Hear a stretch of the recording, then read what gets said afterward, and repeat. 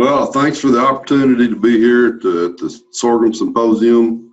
The first question I always like to ask producers is sorghum a crop? Most producers that think sorghum is a crop, we can generally help them increase yields, manage the crop. Some of the topics we're going to talk about today is seed cost, tillage considerations, row spacing, crop rotations, irrigation, fertility, and then a little bit just mention sorghum for silage.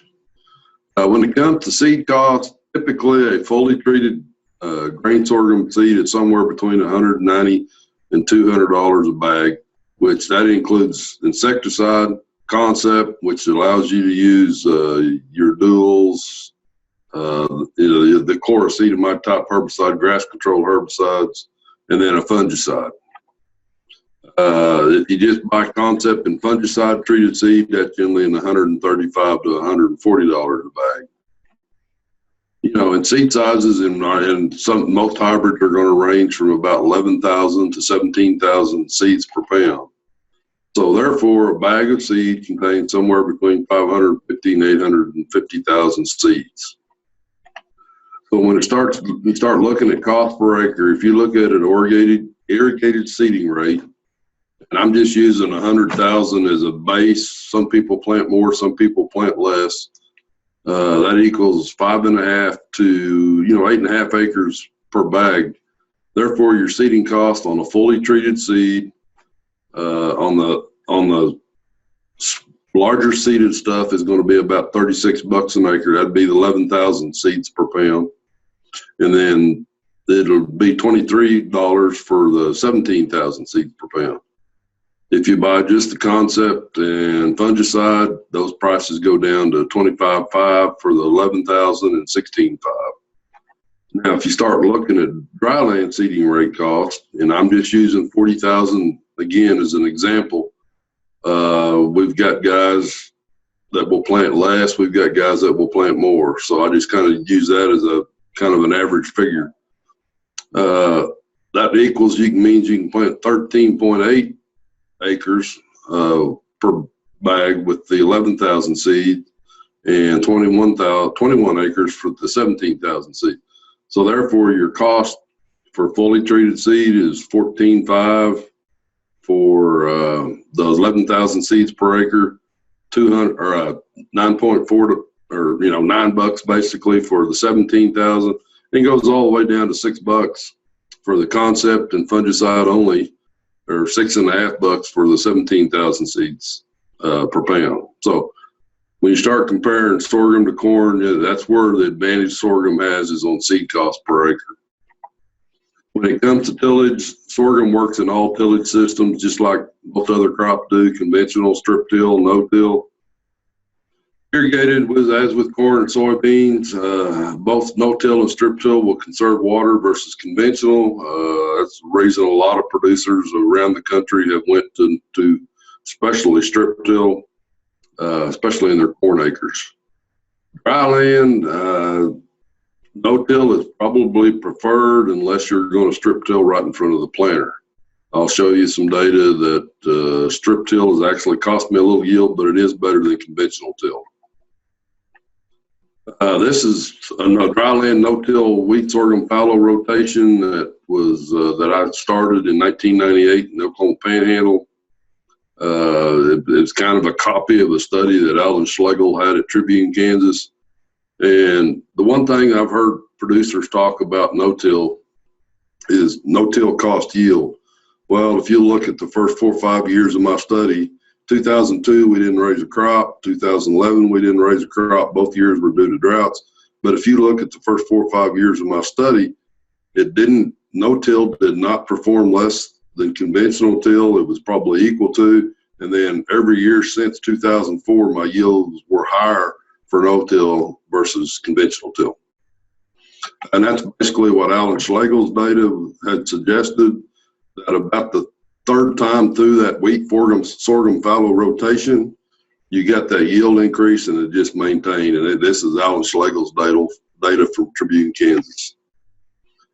Talking about no-till and strip till, I took some plots that had been in no-till about 10 years and converted them to conventional till, no-till, and strip till, or kept part of it in no-till, then went to strip till. And this was some data that shows, again, the strip till was better than conventional till, but it was not as good as no-till. Now, when I did this, I didn't do it right in front of the planter. This was done in the spring, so it's a little bit confounding there. But no-tills always seem to produce higher. If you look at year 2006, what happened in that year was both the no-till, or the strip till, excuse me, and the conventional tills suffered drought stress during the season. They got delayed maturity, and there was a 7-pound difference in test weight between the no-till and the conventional till and the strip till, and that's where a big part of that yield difference was between, especially no-till and no-till and strip till. I did some dry land strip trial studies. Again, this was not putting any fertilizer down. All the fertilizer was put down over the top. I'm just looking at the effect of strip till. 2004, the no-till was better than either spring or fall strip till. The fall strip till was generally done in February. The spring strip till was done in March. 2005, there was not a difference between the strip till. We had a really wet December and January, and then a little bit cooler weather, so there was not a difference. 2006, again, the no-till was better than the strip till in both the spring or the fall. Again, we attribute part of that is that if you do strip till in the fall, sometimes you don't get that. If you don't have rain in the winter, you don't get that profile refilled. The 3-year average no-till was better than strip till in either spring or fall. Never did really look at doing anything right in front of the planter, but because other things came up. But I think it will work just for the simple fact that there are years when talking to the guy that invented the Orthman one tripper, the reason he invented that was he was having trouble planting dry land corn in certain years because he couldn't get moisture in a no-till scenario to where he had moisture at seeding depth. Doing strip till, he mixed that soil enough to where he could get it up. So I think if you do it right in front of the planter, it's probably a really good option. When it comes to row spacing, most row spacing studies show no difference in yield between row spacings, even at lower yield environments. And I'm talking, 10, 20, 30s. We generally recommend, if you're going to plant sorghum, at least be in 30-inch rows because there's generally pretty big yield difference between 30 and 40s. Again, we're trying to capture sunlight. But what's always been fascinating is that even in low yield environments, I'm talking 30 to 50 bushel, the 7.5s or the 10s or the 20s didn't cause any more yield loss or didn't reduce yields versus the 30s. And then when you get into a high yield environment, narrow row spacings, again, you're capturing more sunlight, so you're getting a yield bump by going to narrower rows. I always like to tell guys the most important thing is getting uniform crop emergence is still probably the most important thing. So one of the problems with an air seeder or drills is sometimes you don't get as even of seeding depth. If you got a 15-inch planter, that would probably be ideal if you're in a high yield environment for sorghum. When it comes to crop rotation, all crops benefit from some type of rotation. I know most of you guys in Nebraska have been growing corn and soybeans for years and years and years because you break weed cycles, insect cycles, disease cycles. One sometimes people don't think about is soil compaction. I had an irrigated crop rotation study at the Oklahoma Research Station in Goodwell, where looked at corn, grain sorghum, and soybeans. Had corn following corn rotated with soybeans, corn rotated with grain sorghum. Had soybean following soybean, grain sorghum following grain sorghum, and all the other rotations that was in there. The fascinating thing about it is I found out after 3 years that I got the same benefit rotating corn with soybeans or sorghum, grain sorghum, as I did with soybeans. Doesn't really make sense. The best explanation I can come up that we have been able to come up with is that the massive root system of the sorghum plant is beneficial to the following corn crop. Most people don't realize that a sorghum plant has twice the root mass of a corn plant, and that's what makes it such a drought tolerant crop. Kind of apologize for the yields in 2001. We had a little irrigation well problem that year, so that was kind of yields weren't acceptable, but the other two yields were pretty normal for that part of the world. When it comes to irrigation for grain sorghum, timing is critical, especially when you're doing supplemental or limited irrigation, whichever term you want to use. We do know that sorghum has a lower requirement for water than both corn or soybeans.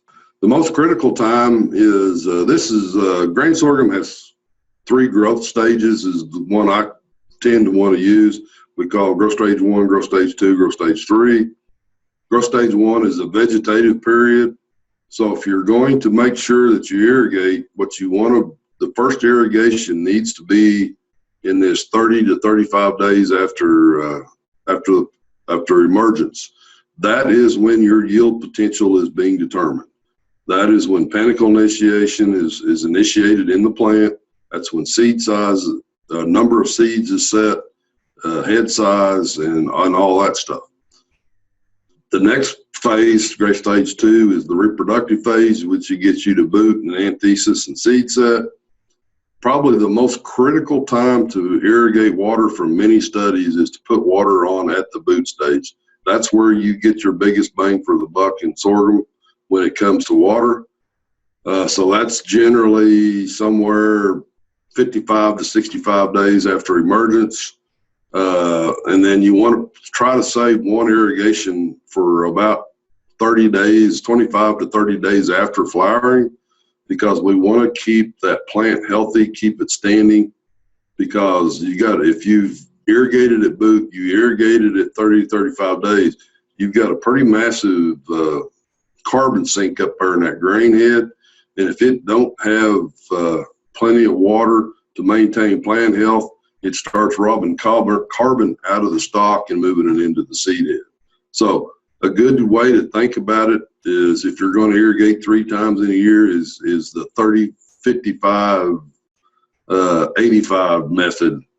Irrigate at 30 days, irrigate at 55 days, and irrigate at 85 days. This was a study I did where we put no irrigation at 30 or 55 days, irrigated at 30, none at 55, no irrigation at 30, irrigation at 55. You notice there's different irrigation amounts, irrigated at 30 and 55. And the thing is, we had a really good winter, so we started with a full profile when we started. Plots were 600 foot long, 8 rows wide, so this was not small plot research. And basically where we got our biggest bang for the buck was doing none at 30 and at 55. Again, that boot stage is the most critical time. We got basically 17.8 bushels per inch of irrigation water.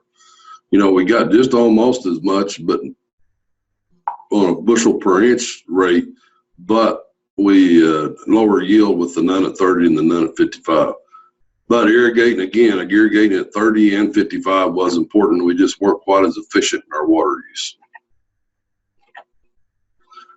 This is just the crop water requirements for many crops. You guys, I know cotton's not a crop that's grown in Nebraska, but sunflowers, it typically takes 14 to 18 inches to raise a successful crop. Grain sorghum, generally somewhere between 18 and 22. Wheat canola is very similar to grain sorghum, somewhere between 16 and 20. Corn is 28 to 36. And then soybeans are 24 to 28.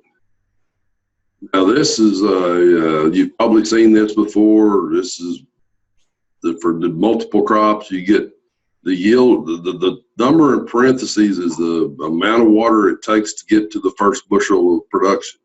And then the number behind that is how much water how much grain you get for additional inch of applied water. So for corn, it takes 12 to 13 inches to get the first bushel of grain, and you get about 10 bushels per each additional inch. I know there's better numbers out there and there's lower numbers out there. That's just kind of a good average. Grain sorghum, it takes 6 to 7 to get that first bushel of grain, and then you get about 9 bushel for each additional inch of water. Now it does, when you get up in that 160 to 170 range, it starts flattening out where corn just keeps increasing. Sunflowers, it's 7 to 8 inches, and you get about 150 pounds for each additional inch of water. Wheat, it takes 6 to 8, again, to get that first bushel, and then 6.5. And then cotton, we won't really even talk about. Any of you have seen these type of slides, it just kind of illustrates what was on the last slide, just in a line format. If you look at the green line, which is grain sorghum, it's my numbers are probably just a little bit off, because I think the corn and grain sorghum probably intersect somewhere between 19 and 20 inches of water. So I need to steepen up the corn one just a little bit, but it's just kind of a good representation. Some work that Dr. Jason Warren at Oklahoma State University is doing on some drip irrigation out at the Oklahoma Panhandle Research and Extension Center at Goodwell. This was work I did when I was still with Oklahoma State. He took the last 10 years of my corn trials, performance trials, and my sorghum performance trials. He's got the maximum yield from the highest yielding hybrid, and then the average across all the hybrids in the trial. I do want to mention 2011 there for just a moment. You look, see the corn was 134. That was, we had a severe drought 2011. June 26, 2011, we lost 40% of the corn in one day. We had 35 to 40 mile an hour winds, 111 to 114 degree temperatures, and 11% or below 10% humidity. So the sorghum was planted later, was flowering later, so it missed the heat, and that's the reason the yields look so much better on the sorghum in 2011 versus the corn. But if you look over the 10-year average, the highest yielding hybrid averaged 238 bushel. The average of all the hybrids was 202. So basically, if you look, we were getting, 10 or 11 inches or 10 or 11 bushels per inch of water. Basically what we were showing earlier. What we found out, I was doing a whole lot better with sorghum. The highest yielding hybrid over the years was 157. You average the up to 50 hybrids, you get 141. But again, I was doing better with getting more water, getting more bushels per inch of water than actually what the 9 or 10 we were showing. We were getting 17 and 19. So Dr. Warren started doing some drip irrigation research with grain sorghum, and the yellow line is, as you see through there, is 75% ET for 2015. And what he's doing, he is irrigating at, the yellow line is potential ET. What he's doing is, between rain and irrigation, he is doing full ET replacement. He's doing 75% of ET and 50% of ET. Each segment is critical times. The first segment down there would be when head size is determined. The second segment would be at flowering, and the last one would be during grain fill. So basically what he found out in 2015 was, even at 50% ET, he raised as much as he did with full irrigation, but he had a way above normal rainfall during that year. 2016, he said he kind of learned a lesson last year. Again, the potential ET is the yellow line, and if you'll look at that first segment there, about 629, all 3 irrigation regimes were below the potential ET. He said the sorghum had showed drought stress, it curled up, took him a week to 10 days to get it to uncurl, and he actually cost himself some yield even on the high irrigation, because he he suffered drought stress during that when head size was being determined. When it comes to fertility, I kind of like this a ladder approach.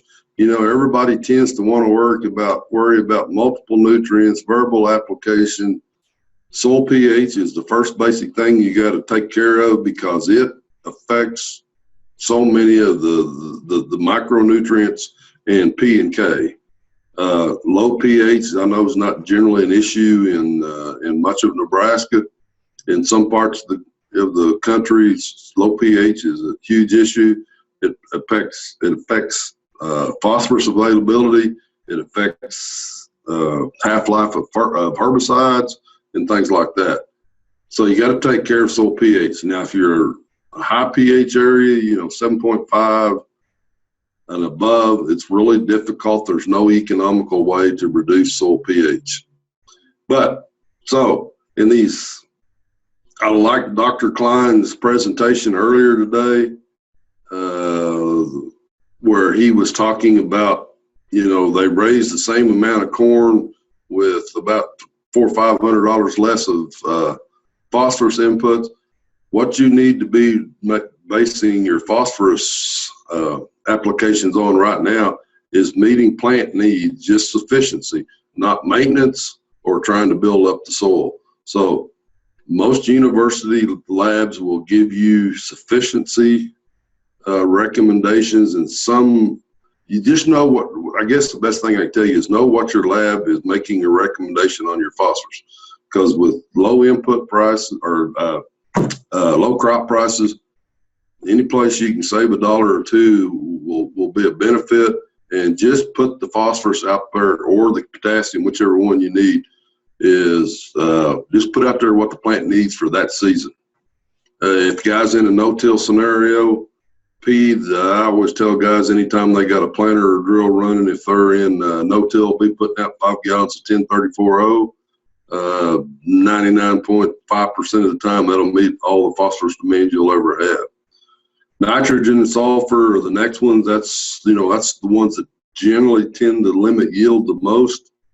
When I started this job, I thought it was only an Oklahoma problem, but farmers all over the U.S. tend to under-fertilize grain sorghum. Grain sorghum basically takes the same amount of N to raise a bushel of grain sorghum as it does a bushel of corn. The rule of thumb I've always used is 1.2 pounds of N per bushel of yield goal. We are starting to see some sulfur deficiency in some higher yielding environments. Many of you know that's due to we don't have you got low sulfur diesel. We've cleaned out sulfur out of the atmosphere. So a good rule of thumb, if you're in that 100 to 120 bushel yield environment, is for every 10 to 12 pounds of N you put down a pound of sulfur. Your secondary nutrients, high pH, generally most of the time the best way to take care of that is in a starter fertilizer with some iron or zinc. When it comes to the corn versus sorghum side, I just kind of wanted to mention this right quick. This was some stuff in Rapid City, South Dakota. This was the first hailstorm. This is one of our forage hybrids. It got another hail about 3 weeks after this. This is what it looked like in early October. I thought the producer was mad when we stopped by their office because he wanted me to explain what happened to this hybrid, and he was really happy. This ended up making 11.7 tons, and this is what corn was right across the road make. He said they bought 1/4 of this, and it made 1.5 or 6 tons, so it wasn't worth their effort to buy it back from the insurance company. They were really happy with the forage sorghum. Just something I just wanted you guys to be aware of. When it comes to insects, I'm just going to mention this. SCA, that as far as I know, did not make it into Nebraska last year. The yellow sugar cane aphid, the one on the right, did. I did find that on some sorghum up northwest of Grand Island. It came in really late, did not affect yield any. The sugarcane aphid you may have heard of, we don't know where it's going to manage to get from year to year, I wouldn't really worry about it a whole lot this far north and west. I'm not going to say it's not going to happen, but I just wanted you to be aware of it. So with that, we'll take any questions.